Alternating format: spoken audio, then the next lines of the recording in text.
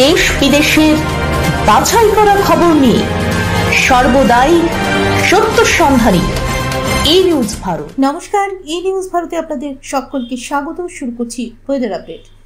দক্ষিণ পশ্চিম মৌসুমী বায়ু বিদায় নিয়েছে বাংলা থেকে, ফলে আগামী 5 দিন আবহাওয়া শুষ্ক থাকবে।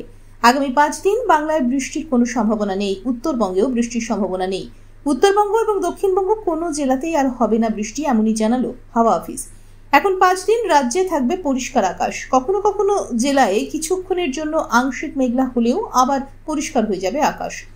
দক্ষিণ পশ্চিম মৌসুমী বায়ু সরে গেলে সেই স্থান দখল করবে উত্তর পশ্চিমের শীতল হাওয়া। তবে বাতাসে জলীয় বাষ্প থাকার কারণে এখনই খুব বেশি ঠান্ডা পড়বে না।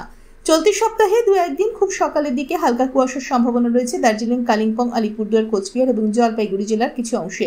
সব মিলিয়ে বর্ষা বিদায় নেওয়ায় আপাতত শুষ্ক এবং স্থিতিশীল আবহাওয়ার দিকেই এগোচ্ছে বাংলা। আবহাওয়া দপ্তরের পূর্বাভাস অনুযায়ী 17 অক্টোবর থেকে সর্বনিম্ন তাপমাত্রার উল্লেখযোগ্য প্রভাবে কমতে থাকবে। বীরভূম, মুর্শিদাবাদ, নদিয়া, পূর্ব ও পশ্চিম বর্ধমান, হাওড়া, হুগলি, পশ্চিম মেদিনীপুর, ঝাড়গ্রাম, বাঁকুড়া এবং পুরুলিয়া জেলায় তাপমাত্রা প্রায় 20 ডিগ্রি সেলসিয়াসের কাছাকাছি নেমে আসবে। বিশেষ করে পুরুলিয়ার কিছু এলাকায় তা 18 ডিগ্রি পর্যন্ত নামতে পারে।